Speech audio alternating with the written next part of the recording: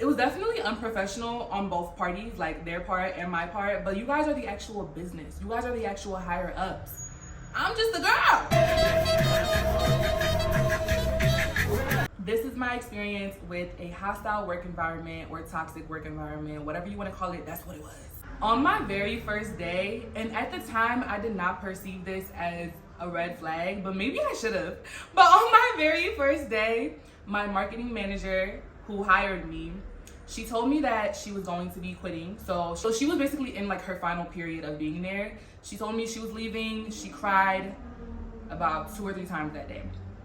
I did not perceive it as a red flag. I perceived it as, you know, she has a lot going on in life and she is an emotional person. Now, knowing what I know now, I feel like that lady has a story to tell too. Maybe she should get on some YouTube and do a little story time. Like, so my manager left in August when I started, and I was managerless for 2 months. So I also want to preface this by telling you guys that the people who are going to be mentioned in this story, like almost all of them, I think all of them, they are not new to the company. They all have been working for the company, the corporation, for years. They were new to the account. They were all new to the account. Social media is my expertise, and even though I had no manager and literally no one like professionally developing me or telling me anything, I did take over their social media, and that was basically the bulk of what I would do at that job without a manager. During this time of having no manager, it was also a bit strange because we had interns. The interns are supposed to be reporting to my manager, but I literally don't even have a manager to report to, so they were reporting to me. Thankfully, only one intern actually came back.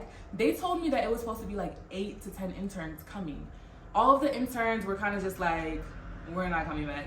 So only one came back, ended up becoming like my girl. Like, I was just like, I'm so happy to have a helping hand. But truthfully, I don't know what to do with you because I'm not your manager.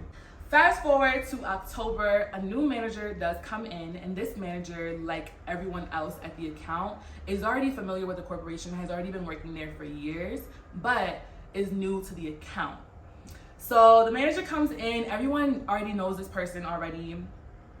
This person has personality, like we honestly do get along. They do have some things that I don't really like about their actual management and work style, but personality wise, I'm like, you're cool. You're definitely a little bit messy, but you're cool. We even hung out outside of work, I think like at least one time. So even though we connect really well, our personalities match, we're having so much fun on the job, does not mean that I think that we are friends, because I'm the type of person, we can have as much fun at work as possible, but I know my boundaries. Especially you are my manager, like you're my higher up. We're not crossing this line where we're like cool, because I just know how like the workplace is. You can switch up on me in any minute, and you also technically are in charge of me. So like, this is just like a boundary that we need to set, where I'm like, I know in my head at the very least that we're not friends. We're cool and we work well, but we're not friends.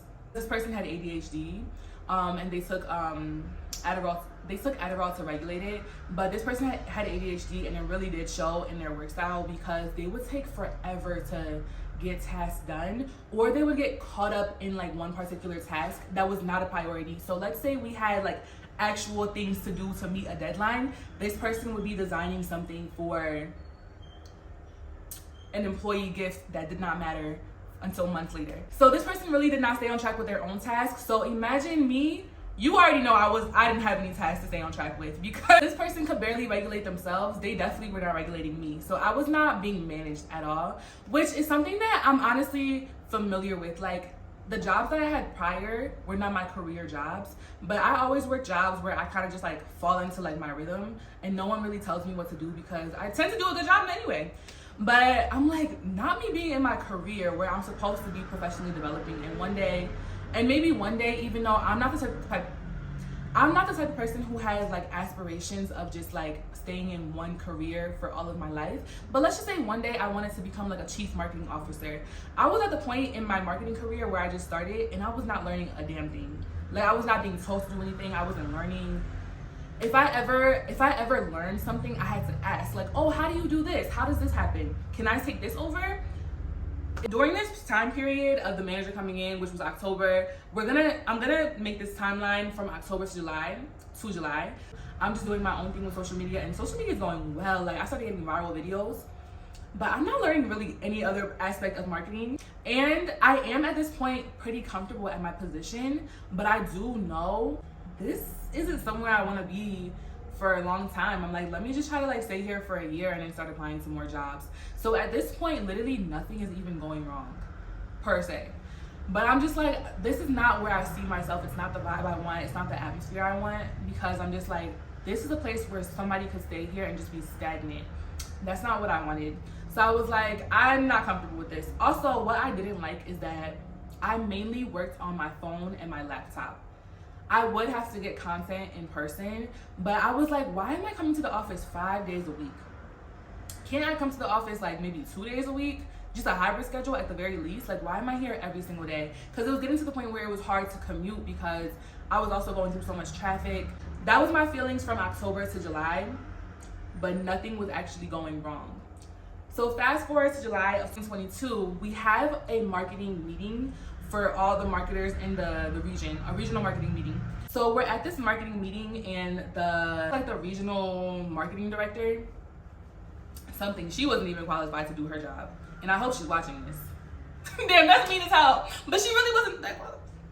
Anyway, she got all of the people who had my position into one room, and she basically asked us like what we would need to move up to the next level.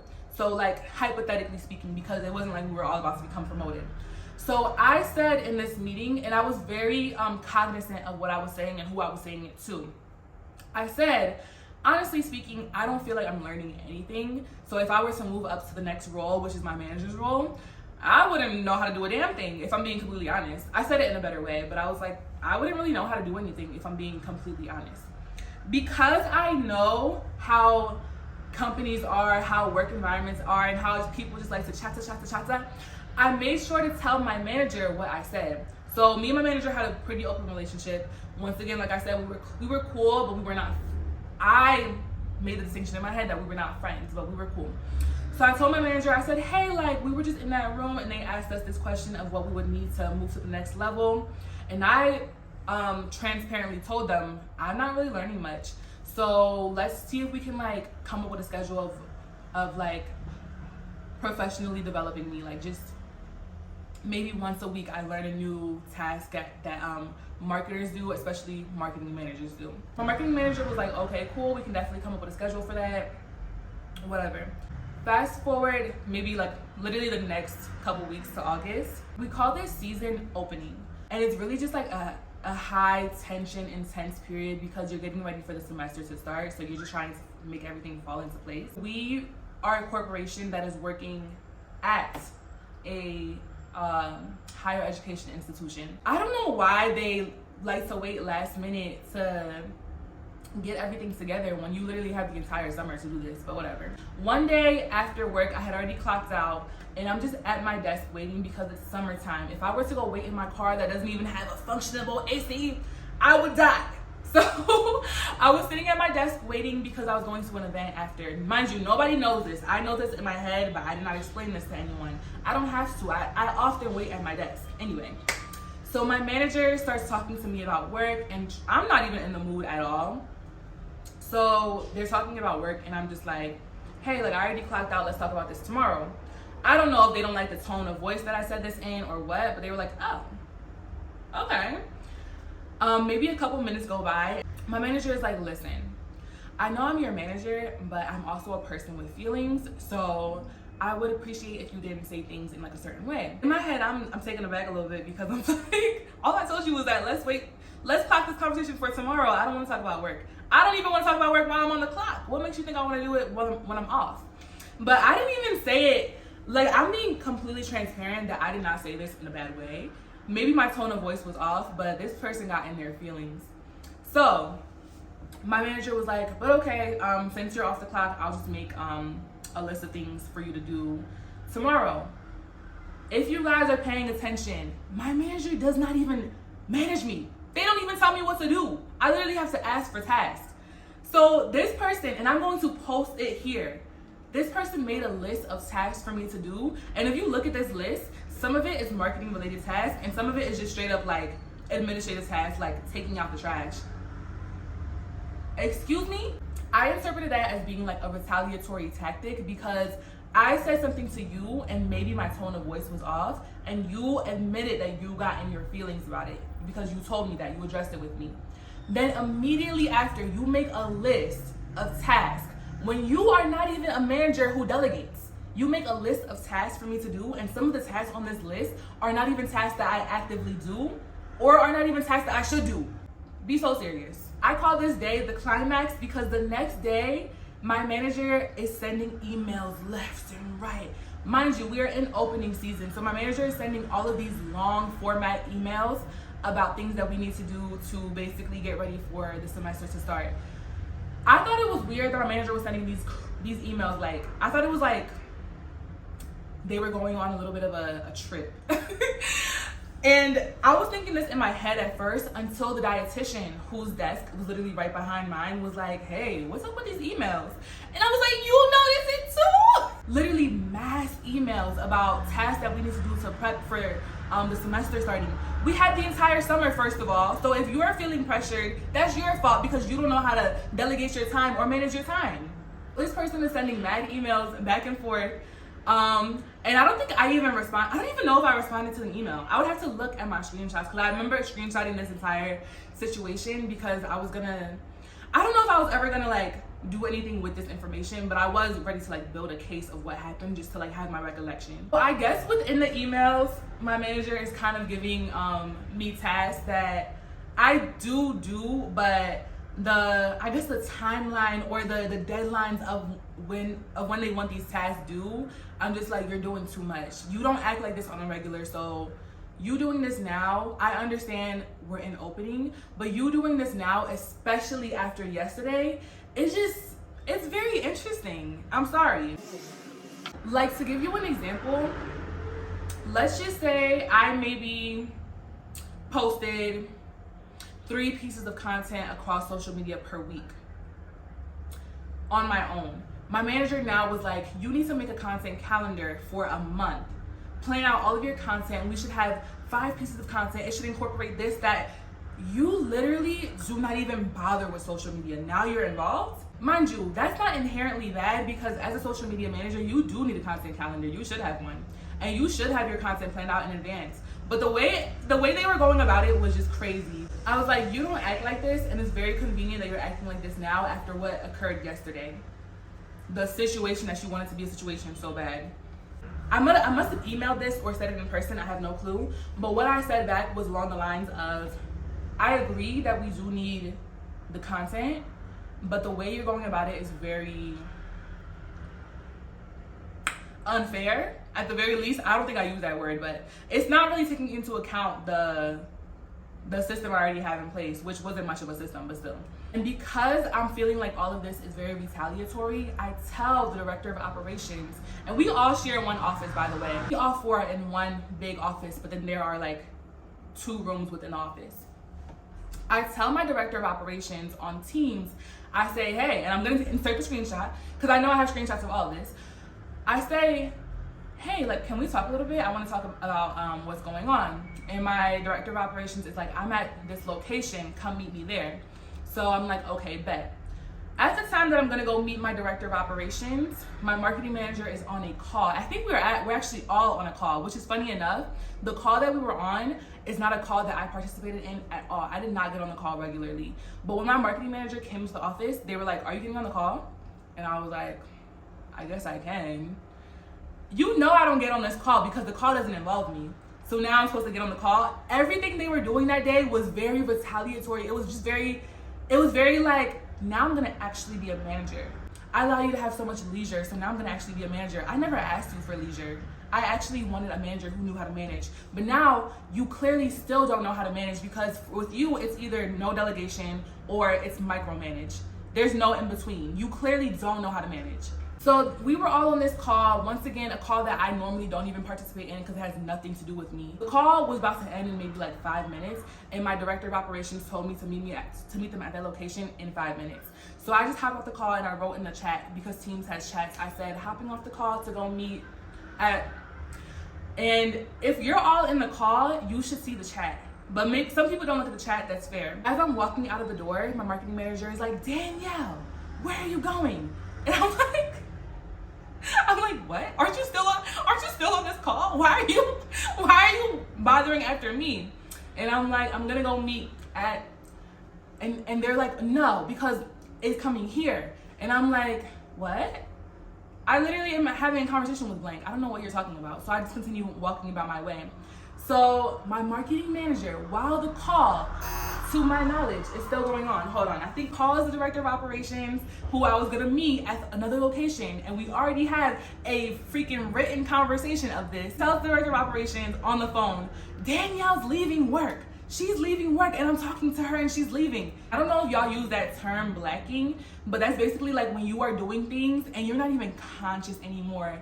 So I started blacking. I'm like, don't bleep and lie on my name.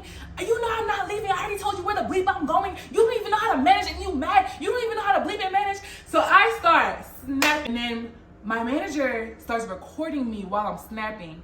And I'm like, you think, I'm like, you know I can record too. I can record too. I put my phone out. The dietitian is like, guys. The dietitian is like, guys, stop. So during this interaction, and while recording me, whatever, the manager is like, I'm gonna get HR in here. And I'm like, one thing about me, don't make an empty threat. If you make a threat, you better follow through with your threat. Conveniently, HR walks by. I said, hey, come here real quick. So HR gets involved. You know HR is never going to be on your side. I didn't expect HR to be on my side at all. I just wanted another person to see the BS that was happening. So all of the stuff that I just told you guys, the timeline that I just built up from the climax of the event to the current moment, I then relayed to HR, and the director of operations eventually came. We all had a meeting. I ended up getting written up, of course. They acknowledged that some of the things that happened were a little bit weird on the manager's part, but of course, for the most part, they took the manager's side.